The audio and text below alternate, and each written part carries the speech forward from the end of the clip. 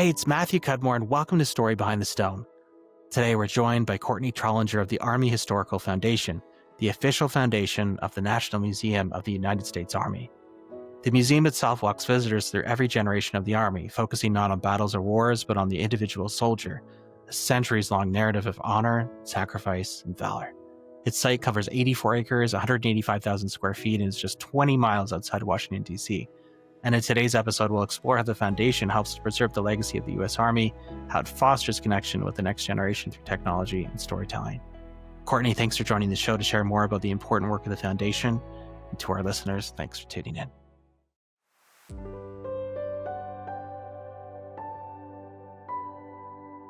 Welcome to Story Behind the Stone. My name is Matthew Cudmore, and I'm so pleased to welcome as our guest Courtney Trollinger, Vice President of Development at the Army Historical Foundation. Courtney, thank you so much for joining the show today. Thank you so much for having me. I just wanted to start with sharing the foundation's core mission and what you consider the single most vital priority for the organization right now as you work to preserve the story of the American soldier. Of course. Thank you. So, we were founded in 1983, so over 40 years ago, primarily to build a national museum for the U.S. Army. As you know, the Army is the nation's oldest and largest military service. More than 30 million Americans have served, but unfortunately, it was the last to have a national museum. And as of today, the museum, located in Fort Belvoir, Virginia, right outside Washington, D.C., remains our priority. In fact, our offices are there. But we have expanded our programs as a foundation to preserve and celebrate the history and heritage of the United States Army. Many folks, they have a deep personal connection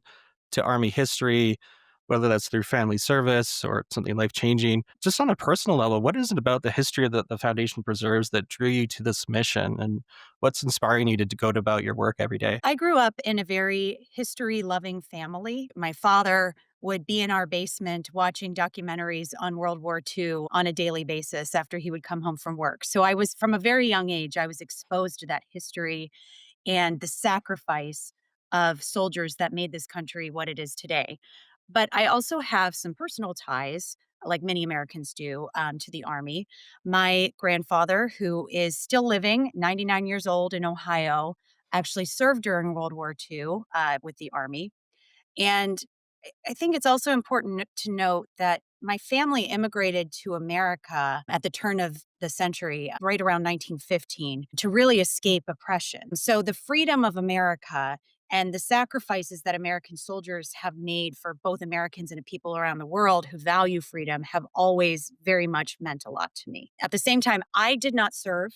I am not a historian. So when it comes to Army history, I'm really learning right along with our visitors. So that's why it's so neat to work for this organization and truly an honor. I kind of feel like this is my mission to give back those who have sacrificed their life and limb to the greater good of our country. Courtney, I'm imagining you're driving into work, you're walking through the museum's doors. What do you see, in your colleagues? What are the values that they're bringing to work every day? And what do they get out of working with the foundation? And also, connecting with people that are visiting, including the next generation? Every day when I walk in, of course, we have a security perimeter. We have to go through security as soon as we walk in.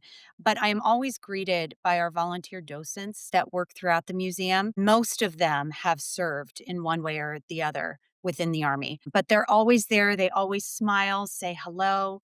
That is the first thing I see. And these are people who have either served their entire career with the Army or have had second careers following service in the Army, but they choose to spend their retired years at the museum for no pay other than to just commemorate the importance of the Army to their lives and to share that with the young folks who come into the museum. Likewise, my colleagues within the foundation and our offices are located within the museum. My colleagues at the foundation, many of them have served. My boss, General Bert Thompson, served for a number of years, retired about 10 years ago. Vice President of Operations, Mark Marin, served in the Army as an Army Ranger and as well as the Coast Guard. My team itself, although it's not comprised of actual service members, one of my team members is an Army wife. So she brings a very different perspective on what it's like to sacrifice for your country as a woman, as a mother, as a wife. So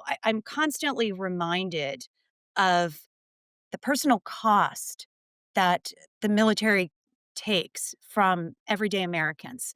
I see that throughout the museum every day. As you're walking the halls of the museum, is there a pocket that you tend to stick around in, something that resonates with you? It's a difficult question to answer because there are so many areas where I do like to hang out and learn more every week. I would say as soon as you walk in, you come to this awe inspiring lobby that has these colorful ribbons hanging from the ceiling and with a wall that lists every major campaign the Army participated in American history. And those ribbons represent those campaigns. So it really just makes you stop. And every single day when I walk in, I just pause and I take a moment to thank everyone who made those ribbons possible. And then when you look to the left of the main lobby, there's a soldier's story gallery. Everything within the museum is told from the perspective of the soldier, what they experienced, what weapons they used, what warfare was like at the time. It's all from the soldier's eyes. And when you look to the left there, they're what we call pylons. They're these rectangular steel markers that have the photos of soldiers with their actual story and what happened to them. Some either survived the war, some did not. And there's one that I come to every single day because she was my age. She would be about my age now.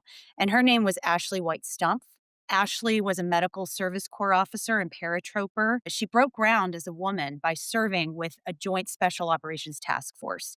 And as part of this team, she would work with women and children in Afghanistan. Unfortunately, while she was conducting some of these combat operations in Kandahar, Ashley and a few of her other soldiers were killed by an IED. And I walk by that every single day and I think, where was I on the day when she was killed and fighting for our freedom? And I think I was a senior in high school around the time that was happening. But, it's not only her pylon that inspires me, but you go to these others as well and you think, gosh, what did they experience on that day? What were they thinking? And that's what every gallery speaks to. After you reach the soldier pylons in our Soldier Stories gallery, you walk past and you reach this long concourse, and it's our main gallery concourse. And within that concourse, there are 7 different galleries. 6 of those focus on historical points in American history, mostly of war and where the Army participated. So it starts at the Revolutionary War, goes all the way through modern day warfare, the Gulf War, 1990 to today. And then there's a 7th gallery called Army and Society. And it's all the ways that most of the public wouldn't realize the Army had impacted as far as communications, science, math, flight, the family unit. That's a really cool gallery, and you get to see some really neat things in there. But my favorite gallery would be our Nations Overseas gallery, and that's World War One. And one of the reasons I love that gallery so much is that, we as Americans many times don't know very much about World War One, at least my generation. We obviously had a heavy involvement in World War II, but we don't realize the impact that World War One had leading into World War II.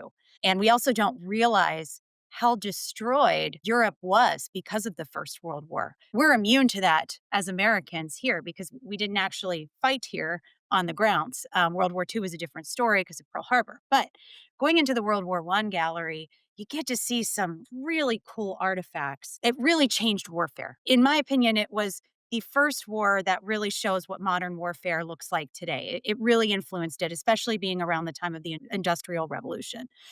There are some artifacts in there that I always stop at. One of them is a rattle. I believe it's called a rotary rattle. This is one of those rattles that you might have seen in the movie 1917. And the soldiers would ring this when there was poison gas in the trenches. Another really neat thing in that gallery is the FT-17 tank, which is one of the first light tanks used in modern warfare. I believe that was acquired from France. Don't quote me on that, but I believe it was. But it's a very small tank compared to some of the later versions that you see in some of our other galleries. Courtney, thinking about the future of the physical space, what's next for the museum? What are you developing at the moment? As many might know listening to this, we just celebrated the Army's 250th anniversary in June. And of course, we have America's 250th anniversary coming up next July. So We're really carrying on that theme right now at the museum and with the foundation, because the foundation also does historical events, publications, communications around Army history. But within the museum itself, we have a special exhibit that's running through 2027 called Call to Arms: The Soldier and the Revolutionary War. And this is really an enhanced version of our Founding the Nation gallery in the main concourse, which obviously already focuses on the Revolutionary War. But this has artifacts from around the world, some from Canada. Actually, one of our most prized artifacts in that gallery itself is one of the only surviving Loyalist uniforms, which was on loan to us from the Canadian War Museum. And we have artifacts of George Washington's, including a sword, a couple pistols. We have the famed Cornwallis sword that General Cornwallis surrendered to George Washington at the end of the Revolutionary War.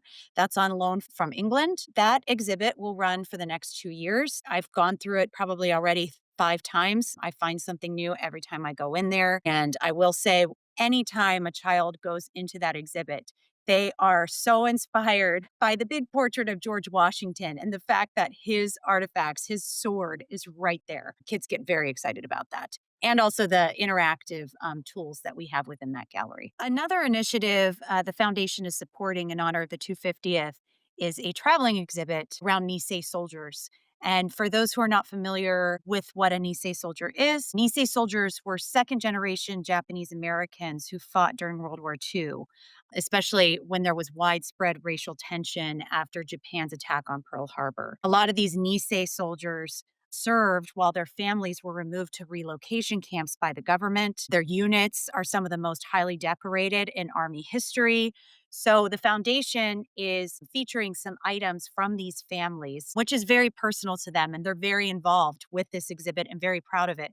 We're going to feature it. It's going to go around the United States on an 11-city tour starting in San Francisco at the end of February.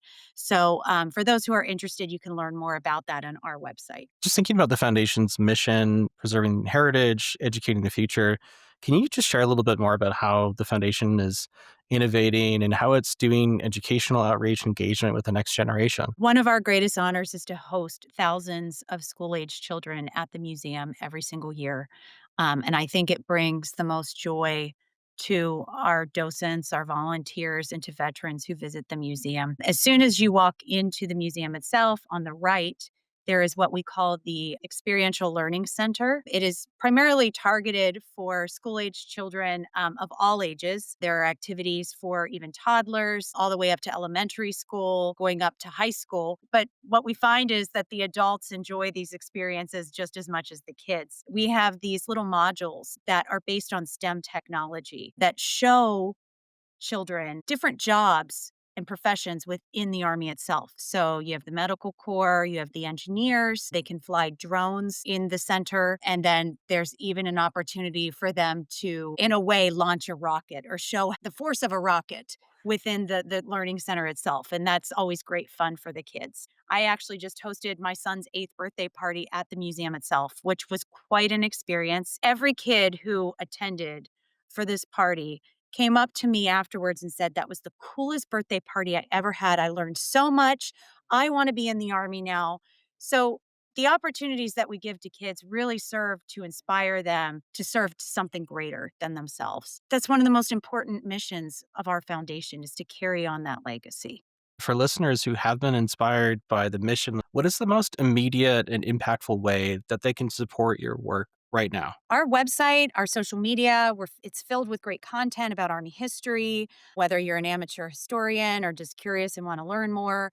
We have a soldiers registry that the foundation sponsors. And just for context, our website is armyhistory.org, O-R-G. So that's www.armyhistory.org. The Soldiers Registry allows Army veterans or loved ones on their behalf to create a digital record of their Army service. And you can add photos to that. It's all free. The registry is not only featured on the website, but also inside the museum. It gives every soldier a place in the Museum of the U.S. Army, which, as we say, is their museum. It belongs to the soldiers. It belongs to those who have given so much to our Army. And for those who want to remember soldiers in a special way, the foundation also offers bricks that are laid on the museum's grounds. We also have unit tributes on the museum's grounds. We have a Circles of Distinction wall as soon as you walk into the museum. And of course, there are member benefits that come with that. And for more information, Courtney, looking 5 or 10 years down the road, what is that single most significant legacy that the foundation is working towards? something that's, I think, near and dear to the leadership within the foundation is the creation of a memorial garden on the campus. We have the plans to build one. We just have to seek the funding for it. So if anyone listening wants to contribute, you can go to armyhistory.org/donate. But that's something definitely within the next 5 years that we would like to install on the campus, just as a space for veterans and even active service members, a space for them to reflect. It's a very intentional space, and we really want to make that possible in the near future. And as well as other enhancements within our campus. Our campus is huge. The benefit of not being within DC or not directly in downtown DC is that we have plenty of space to expand. So the possibilities are endless. Courtney, before we let you go, could you share just the best way for people to stay informed about upcoming projects and events? I understand you have some things coming up in person. Yes, we do. So the best way that you can stay up to date on everything the foundation is doing is on the website, as I mentioned, armyhistory.org. The events are listed there. We do have an Army versus Navy 5K. It is on the museum's campus. That is December 6th. There's more information on the website on how to sign up. And then, of course, we are celebrating the annual Army Navy game day on the 13th. So we do a tailgate at the museum itself. We show the game, we have fun, there's food, morning tailgate, and we have a flag football game for those who want to participate. So there's more information on the website for those who want to join us at the museum. I, of course, will be there with my colleagues.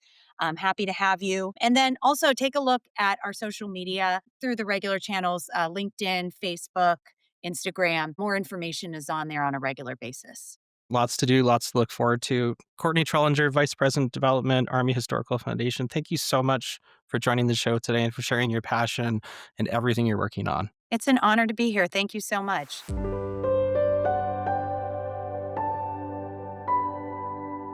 Thanks so much for tuning in. Story Behind the Stone is available on Apple Podcasts, on Spotify, and on the Reach Across America radio network, on iHeartRadio, Audacity, and TuneIn. Just search for Wreath. We air every Thursday at 10 a.m. Eastern on the Reach Across Radio Network. Thank you for tuning in.